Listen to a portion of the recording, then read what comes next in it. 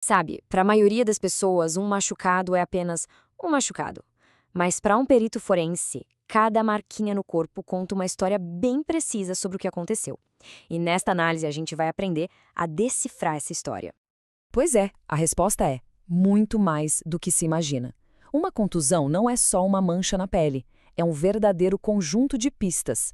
Pistas sobre o tipo de força, o objeto que foi usado e até mesmo há quanto tempo a lesão aconteceu.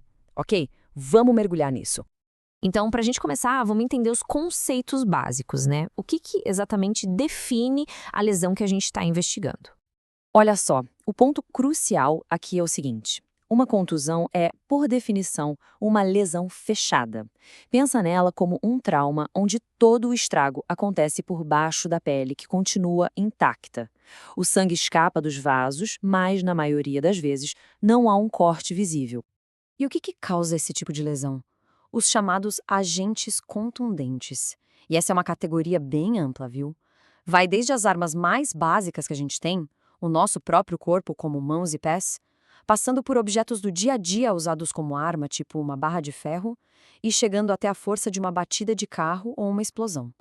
O que todos eles têm em comum é a aplicação de força bruta, sem uma lâmina ou uma ponta afiada. Ok, a gente já sabe o que é uma contusão.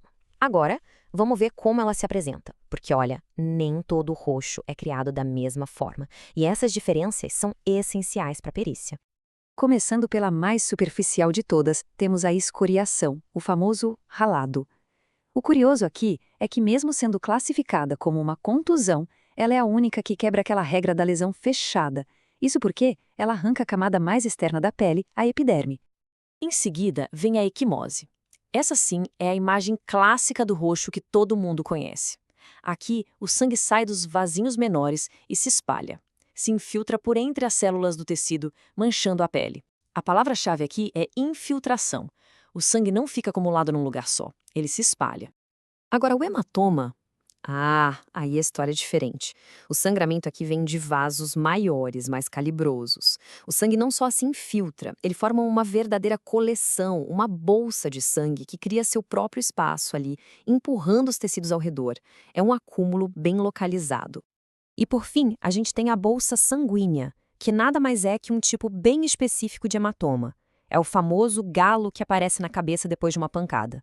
Sabe por que ele se forma? Porque tem um osso logo ali embaixo da pele.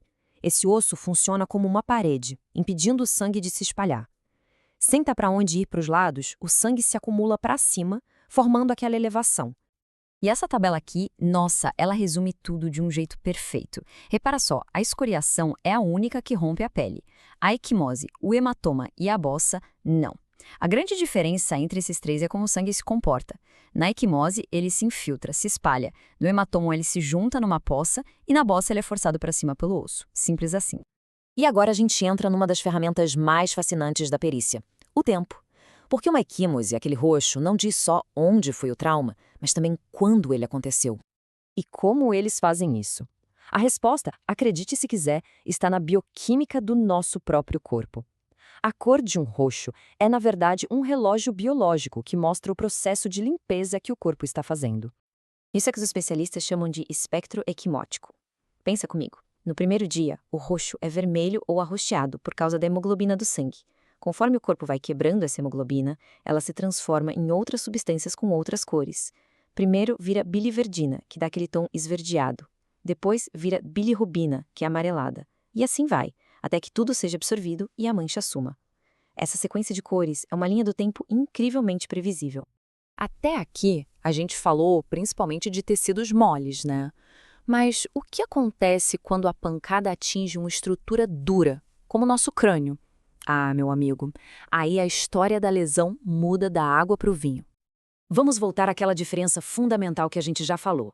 Numa área como o braço ou a coxa, o sangue de um hematoma tem espaço para se espalhar. Mas na cabeça, o osso do crânio age como uma barreira intransponível. O resultado? A gente já viu. É a bossa sanguínea, o galo. A anatomia do local é que dita como a lesão vai aparecer. E agora prepara, porque vem uma das coisas mais surpreendentes e contraintuitivas da medicina legal. Um golpe com um objeto sem ponta, um objeto contundente, pode criar uma ferida que se parece, e muito, com um corte de faca. Isso acontece por um motivo bem específico. A pele do couro cabeludo fica bem esticada sobre a superfície dura e curva do crânio. Quando um objeto bate ali, a pele é comprimida contra o osso com tanta força que ela rasga. E muitas vezes rasga em linha reta. Para um olho destreinado, parece um corte de navalha, mas o perito sabe o que procurar. As bordas da ferida são irregulares, meio esmagadas, e lá no fundo da lesão existem umas pontes de tecido que não se romperam. Isso grita que a causa foi uma pancada, e não um corte. Tá, mas depois de todos esses detalhes, por que é tão importante fazer essas distinções? Simples. Porque no mundo jurídico, a classificação correta de uma lesão pode mudar completamente o rumo de um caso. A gravidade de uma lesão perante a lei e as consequências para quem a causou muitas vezes dependem diretamente do tipo de osso que foi quebrado. Olha só este exemplo para ficar bem claro. Uma fratura nos ossos do nariz. Claro, é péssimo, mas eles se curam de forma relativamente rápida. Por isso, a lei geralmente classifica como lesão corporal leve. Agora, quebrar um fêmur, que é um osso longo, ou um osso do crânio, que levam mais de 30 dias para cicatrizar e podem deixar sequelas sérias, aí a conversa é outra. Isso é classificado como lesão corporal de natureza grave. A precisão do laudo do perito aqui tem um peso jurídico gigantesco. No fim das contas, tudo se resume a isso. Cada marca, cada mudança de cor, cada inchaço, tudo isso é um registro, um dado em uma linguagem silenciosa. E quando essa linguagem é decifrada, ela consegue reconstruir eventos e nos aproximar muito da verdade dos fatos. E tudo isso nos leva a uma reflexão final. As contusões são apenas um capítulo. O corpo humano é um arquivo imenso de evidências. Que outras histórias silenciosas ele ainda pode contar para quem souber como ouvir? A ciência forense continua buscando as respostas. Obrigado por acompanhar essa análise.